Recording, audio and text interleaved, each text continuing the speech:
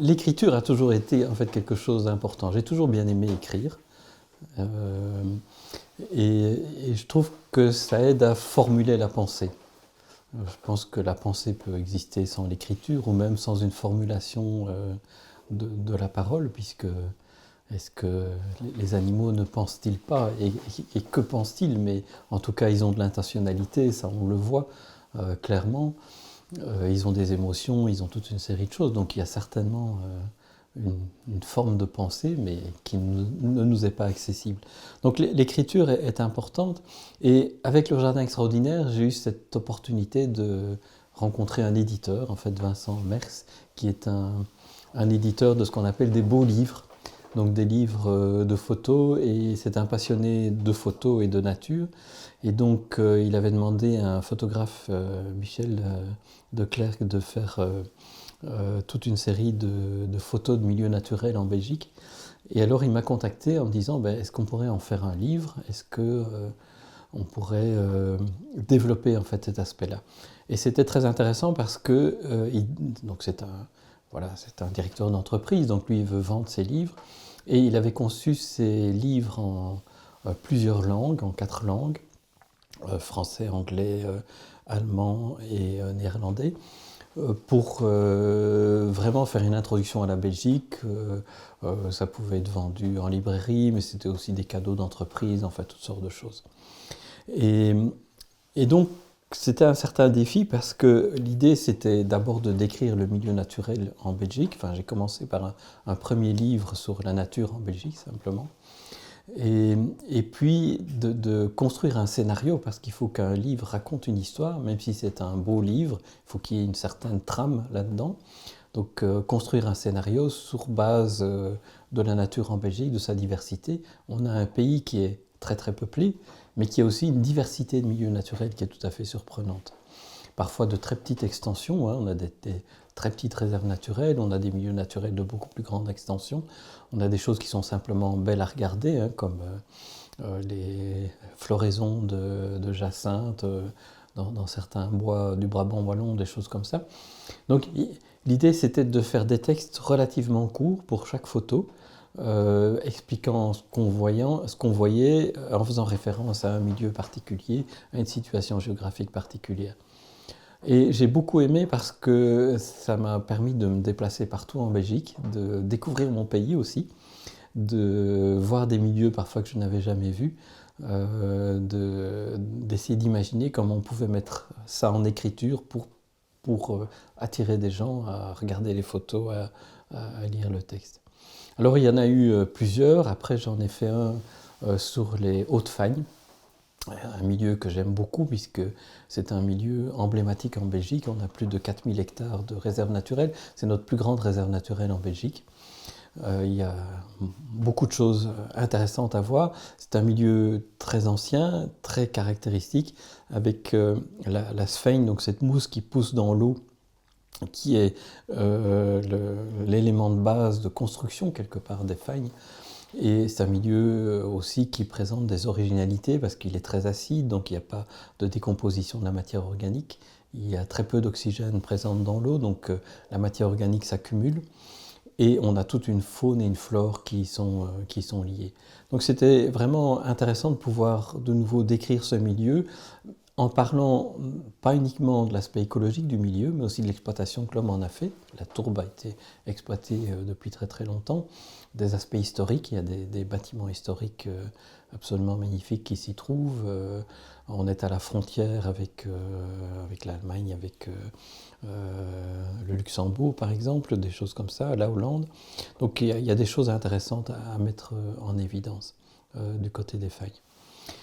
Donc voilà, et puis j'ai fait un troisième un troisième livre qui était plus sur des aspects de patrimoine. Il y avait aussi des aspects historiques là-dedans. Ben voilà, l'histoire reste un de mes centres d'intérêt. Donc là aussi, j'ai appris des choses et j'aime bien ces défis où d'une part, je peux apprendre quelque chose, je peux le transformer quelque part et puis le recommuniquer. Hein, c'est aussi notre fonction d'enseignant de faire ça. C'est d'aller chercher l'information, d'essayer de la digérer et puis de la mettre un peu à sa sauce, à soi, et puis de se dire mais qu'est-ce que je peux faire comprendre aux autres à partir de ce que j'ai acquis. Et ça, c'est une démarche importante d'enseignant. Alors c'est aussi une démarche en termes de recherche. Donc j'ai eu la chance avec la région wallonne de coordonner une collection agriculture et nature.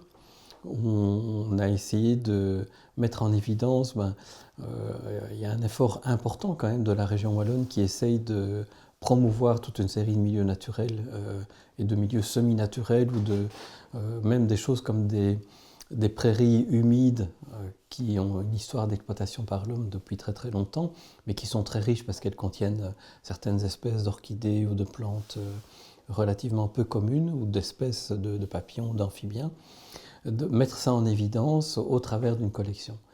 Et alors on a eu un élément, un livre phare qu'on a écrit là-dedans qui s'appelle Agriculture et biodiversité pour expliquer comment la biodiversité est importante en agriculture. Et c'est vrai que c'est important parce que en Belgique, à peu près 42% de notre territoire est cultivé. Donc c'est considérable. En France, ça peut aller jusqu'à 47, presque 50%. À l'échelle du monde, on estime qu'on est entre 45 et 50% des superficies terrestres utilisables qui sont cultivées. C'est énorme en fait. Et si on regarde, évidemment, on va retirer de ça les déserts de glace, des choses qui ne sont pas exploitables, mais si on regarde ce qui est exploité, ça veut dire que l'homme exerce une pression considérable sur la nature. Et ça fait partie d'une réflexion d'articles qui ont été publiés par tous des collectifs de scientifiques dans les années 2010 sur la surexploitation de la nature, la fameuse crise de la biodiversité, où ils ont montré notamment que on risquait une transformation profonde de notre système naturel, une chute globale de productivité à l'échelle de la Terre, si on dépassait une exploitation intensive et une simplification des écosystèmes sur une superficie de plus de 50% de la surface de la Terre. Ça a été publié, si je me rappelle bien, en 2009, dans une revue comme il y a eu Nature et Science qui ont relayé ces articles, donc des revues scientifiques extrêmement solides. Et une des prédictions qui a été faite, c'est qu'on risquait d'aller vers un effondrement lorsqu'on aurait dépassé 50% d'une utilisation intensive des systèmes terrestres par l'homme. Et alors pour arriver à ça, ils se sont dit, est-ce qu'on peut prédire quand on sera à ces 50% ? Et ils ont regardé en termes de croissance de la population, de besoins agricoles, et ils ont estimé que lorsqu'on serait 8 milliards 200 millions de personnes sur Terre, eh bien, on aurait atteint ces 50% d'exploitation de la nature. Le souci, c'est que nous y sommes en pratique. Voilà, les 8 milliards 200 millions donc, sont prévus vers 2025, donc on y est pratiquement. Et donc c'est extrêmement inquiétant, bien sûr. C'est un article qui a beaucoup été relayé au niveau scientifique, qui a fait l'objet aussi de choses au niveau de la presse, mais qui n'a jamais déclenché de véritable action fondamentale pour essayer d'enrayer les choses. Donc tout ça indique que voilà, cette relation agriculture et nature, c'est quelque chose qui m'a toujours préoccupé, qui m'a toujours intéressé et sur lequel j'ai aussi essayé de construire de la recherche. Et donc j'ai développé des projets de recherche où un des objectifs c'était d'avoir une agriculture alternative d'aller vers de l'agrobiologie, d'aller vers une réduction ou une élimination de l'utilisation des insecticides, donc trouver des solutions à ça. Et j'ai eu la chance, d'abord après être revenu du Québec, d'être nommé assez rapidement au Fonds national de la recherche scientifique, avoir un poste définitif en Belgique, et puis d'être nommé professeur à l'université, de pouvoir développer mon équipe de recherche, et d'avoir des financements, soit du FNRS, j'en ai eu aussi beaucoup de la région wallonne qui m'ont énormément aidé, et il y avait vraiment une volonté de la région d'aller vers des alternatives. On a essayé de trouver en fait des alternatives, notamment en culture de céréales, au traitement insecticide, contre un des ravageurs les plus préoccupants au point de vue insectes, qui sont les pucerons. Il y a plusieurs espèces de pucerons, des tout petits insectes, mais qui sont fascinants, qui ont une capacité de développement extrêmement rapide, en fait, et qui sont considérés vraiment comme le ravageur numéro un en agriculture dans tout l'hémisphère nord.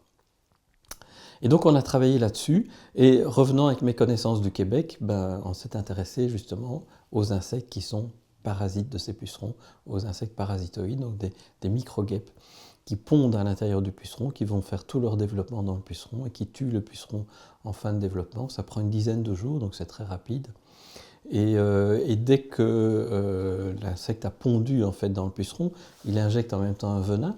Ce sont des micro-guêpes, donc les guêpes sont capables d'injecter des venins. C'est là, elles injectent un venin, non pas pour tuer le puceron, mais pour détruire son système reproducteur. Donc le puceron ne pond plus. Et donc toute l'énergie que le puceron mange va servir à développer le parasite qu'il contient. C'est le film Alien. Si ceux qui l'ont vu, ça fait déjà longtemps, mais c'est un peu le principe. Et puis, un adulte va émerger de ce puceron et va s'accoupler avec un partenaire, donc mâle ou femelle, et puis recommencer le cycle. Et ce sont des organismes qui sont maintenant utilisés très largement en lutte biologique.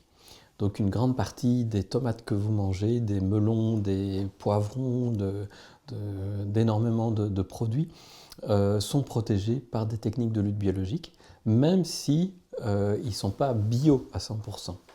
Donc parfois c'est de la production complètement hors sol, de tomates hors sol, mais qui sont protégées par ces techniques-là parce que c'est superbement efficace. Donc on a travaillé beaucoup là-dessus. Et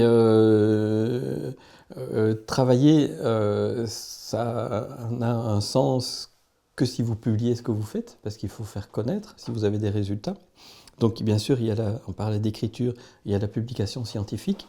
En sciences, l'écriture d'un article est quelque chose de relativement contraignant, donc il y a des modèles à suivre qui sont liés à la fameuse méthode scientifique. Donc on émet des hypothèses, les hypothèses découlent des prédictions, on va tester ces prédictions, on établit un protocole pour tester les prédictions, et puis on a des résultats, on fait des tests statistiques pour voir si ça correspond, et ainsi de suite. Et donc voilà, c'est une façon de rédiger les choses assez différente. Et puis à côté de ça, bien sûr, il faut faire des publications de vulgarisation pour aussi essayer d'avancer. Donc ça, c'est une façon d'exploiter les résultats.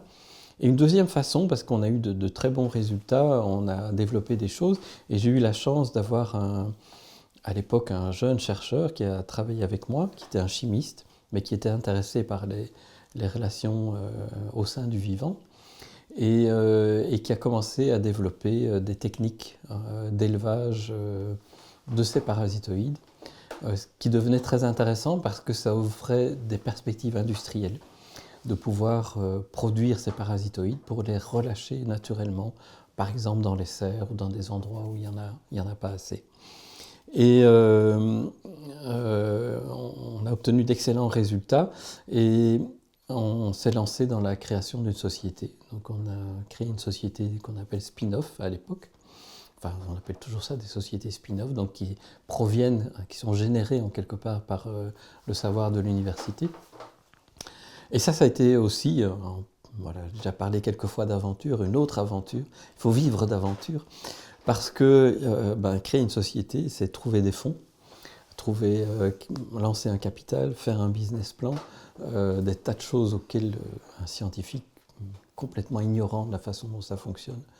Et puis, eh ben, voilà, il faut concrètement développer les choses et avoir des résultats et puis avoir quelque chose qui fonctionne. Et là-dedans, ben, le jeune chercheur avec qui j'ai travaillé, Vincent Cambier, donc, s'est révélé extrêmement efficace. C'est quelque chose qui l'a passionné et il a développé la société qui vit toujours, qu'on a créée en 2004, qui s'appelle Viridaxis et qui produit chaque semaine en fait, des millions de ces parasitoïdes qui sont vendus partout dans le monde et qui servent à de la lutte biologique concrètement. Donc ça, c'est une très belle réussite, je suis très content. C'est une réussite d'équipe. Il y a plusieurs personnes qui ont travaillé là-dessus, qui ont contribué. Et puis maintenant, Viridaxis vole de ses propres ailes. Et c'est une société qui emploie plus d'une cinquantaine de personnes et qui est active ici à Gosselies, à proximité du bioparc. Et voilà, et je pense qu'au niveau, c'est vrai que ça fait partie d'une réflexion, et une réflexion que j'ai eue à un moment donné, c'est se dire, c'est très bien d'avoir des résultats scientifiques, mais il faut en faire quelque chose. Alors on peut publier, mais beaucoup de publications, ça circule entre scientifiques, ça génère des idées et tout, mais ça ne sort pas vraiment dans le domaine de la vraie vie, de ce qu'on peut faire. Et pour faire avancer les choses, créer cette société était devenu une nécessité pour vraiment avoir un impact quelque part. Et tous ces parasitoïdes qu'on a créés, c'est des litres et des litres d'insecticides qui ne sont pas vendus. Vraiment la mise en place de techniques alternatives sur place. Voilà, il y a eu d'autres aventures. J'ai donc travaillé pendant un temps après ma thèse sur les acariens, donc il y a très très peu de spécialistes acariens dans le monde. C'est dramatique d'ailleurs. On a un gros problème de ce côté-là. Au niveau insectes aussi, on manque énormément de gens qui sont capables de faire de la systématique des insectes, d'identifier les insectes. Et donc un problème qui se pose pour tout un chacun, pour les insectes, c'est le problème des acariens dans les matelas. Les fameux acariens des poussières qui provoquent des allergies. On parle quand même de 7 à 8% de la population belge qui est allergique. Et ces acariens, de nouveau, ce sont des êtres vivants qui sont soumis à des pressions de sélection. Et quand vous dormez dans votre lit, vous dégagez de la chaleur, vous dégagez de l'humidité, et les acariens vont monter vers vous. Non pas pour vous manger, ça ne les intéresse pas, mais essentiellement pour manger des champignons qui vont se développer sur vos squames de peau que vous laissez et grâce à votre humidité. Nos matelas sont remplis de pénicillium. J'espère que ça ne va pas créer de phobie chez les auditeurs, mais c'est comme ça. Et ces acariens mangent ces pénicilliums, ils mangent aussi accessoirement les squames de peau, des choses comme ça. Mais c'est tout petit, ça fait 600 microns, même moins 450 microns. Et donc, quand vous vous levez le matin, votre lit, il se refroidit, il perd son humidité. Et pour ces acariens, c'est très problématique parce que vous imaginez, une toute petite boule de moins d'1 millimètre, elle va perdre son eau très très rapidement. Donc qu'est-ce qu'ils ont, en termes de pression de sélection, qu'est-ce qui s'est passé ? Ils vont s'agréger, c'est-à-dire qu'ils émettent une phéromone d'agrégation, donc c'est un vrai comportement social. Une phéromone, donc c'est une substance chimique que les autres acariens dans le même matelas perçoivent. Ils savent qu'il y a quelqu'un qui a émis cette phéromone, ils vont remonter le gradient d'émission de la phéromone et ils vont faire des boules. Et en se mettant en boule, en profondeur dans le matelas, ils perdent beaucoup moins d'eau. Et ça, c'est absolument génial, c'est une adaptation. Et donc l'idée qu'on a eue, c'est de se dire, voilà, cette phéromone, on peut peut-être l'utiliser. Et donc il y a une autre société qui s'est développée là-dessus, Domobios, avec une chercheuse qui s'appelait Anne-Catherine Mailleux, où l'idée c'était de mimer ça, et c'est-à-dire d'identifier cette phéromone, et puis simplement, quand les gens se lèvent le matin, on met une couverture ou un tissu sur le matelas, on pulvérise avec les phéromones, et les acariens, plutôt que de descendre dans le matelas, remontent vers la couverture, et puis après 2 heures, on prend la couverture, on la met dans la machine à laver, et c'est terminé. Et ça s'est révélé particulièrement efficace. Voilà, et puis voilà, c'est une autre société qui s'est créée. Il y a eu toute une série d'aventures parce que ça ne marche pas toujours bien. Domobios existe toujours, le produit a été breveté mais est parti dans d'autres horizons. Mais c'était l'idée, et je pense que c'est important de se dire une connaissance fondamentale, simplement de mécanismes biologiques, de comment arrive une si petite bestiole à vivre dans un milieu qui est fondamentalement hostile, avec des ressources qui sont temporaires, 8 heures par jour, ça veut dire que pendant 16 heures, il n'y a rien à manger, il n'y a pas d'humidité, donc c'est problématique. Donc il faut pouvoir résister pendant cette période-là pour une bestiole qui ne vit pas très longtemps.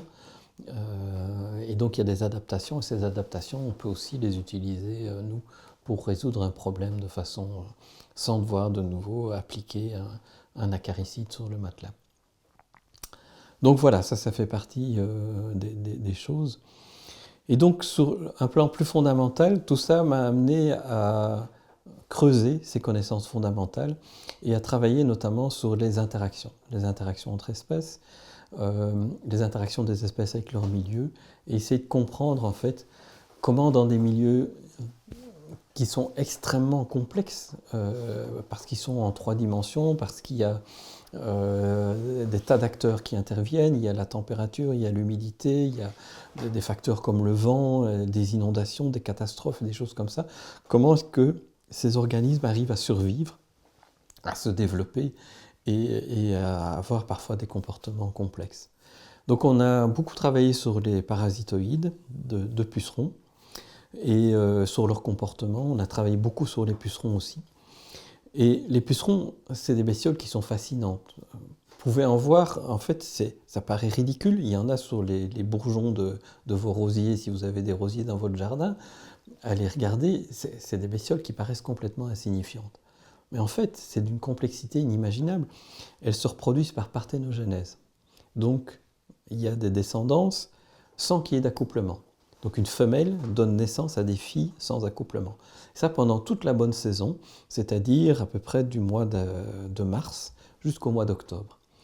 En octobre, comme la durée du jour diminue, eh bien, en fait, cette modification-là va avoir un impact hormonal et la femelle va produire des hormones qui vont générer, cette fois-ci, non plus une reproduction par parthénogenèse, mais la production d'individus qui sont des individus sexués. Donc ces descendants vont être capables de s'accoupler et de produire, cette fois-ci, un œuf qui va passer l'hiver. Quand ils se reproduisent par parthénogenèse, ce n'est même pas un œuf qui est pondu, c'est directement une larve qui se développe dans les voies génitales de la femelle. Et donc la croissance de population de pucerons est très rapide parce que par parthénogenèse, pas de reproduction sexuelle, donc pas de perte de temps. La femelle va pondre directement des larves, et lorsqu'on regarde ça attentivement au microscope, ces larves possèdent déjà leurs descendants à l'intérieur de leur voie génitale. Donc en fait, la grand-mère possède déjà dans ses voies génitales des larves qui possèdent elles-mêmes leurs descendants. Donc on a 3 générations. Et donc la croissance d'une population de pucerons est très rapide. Tous les 2,2 jours, pour être précis, à 20 degrés, elle double. Donc si vous avez 30 pucerons sur votre rosier aujourd'hui, 2 jours plus tard, vous en aurez 60. Donc c'est extrêmement rapide. Alors pourquoi c'est comme ça? Parce que les pucerons sont souvent spécifiques. On a plus de 400 espèces de pucerons en Belgique, il y a plus de 5000 espèces de pucerons dans le monde. Ils sont spécifiques d'une plante, et donc, ou d'un groupe de plantes. Dans la nature, indépendamment de l'homme, si vous avez des pucerons, ils vont arriver sur une plante qui leur convient, ils vont se multiplier très très vite, ils vont finir par tuer cette plante, c'est pas grave, tellement ils se développent vite, mais ils vont produire des milliers de descendants qui vont se disperser, et sur ces descendants, quelques-uns seulement vont avoir l'opportunité, dans un milieu hétérogène, de trouver une plante adéquate pour se développer. En agriculture, c'est complètement différent. Si la plante adéquate, c'est du maïs, et que vous plantez 4 hectares de maïs, vous avez un plant tous les 20 cm, les pucerons se développent sur un plant de maïs, et puis tous vont survivre pour passer sur le plant suivant, et ainsi de suite. Et très rapidement, vous avez une croissance exponentielle. Et donc, comprendre ces phénomènes devient extrêmement intéressant en fait pour comprendre quels sont les problèmes agricoles, et quelque part qu'on a favorisé des espèces qui étaient initialement conçues pour se développer sur des ressources très temporaires, très limitées spatialement, et que nous, on a propagées sur des milliers d'hectares. Donc voilà, ben ça va faire naître toute une série de réflexions, et notamment on va comprendre que cette diversité génétique des pucerons qui est réduite, parce qu'ils se développent, donc il n'y a pas de reproduction sexuée, ce sont des clones, elle va être notamment compensée aussi par des associations avec des bactéries. Ces pucerons vivent avec des bactéries, c'est une autre forme d'interaction, mais ça c'est l'histoire suivante.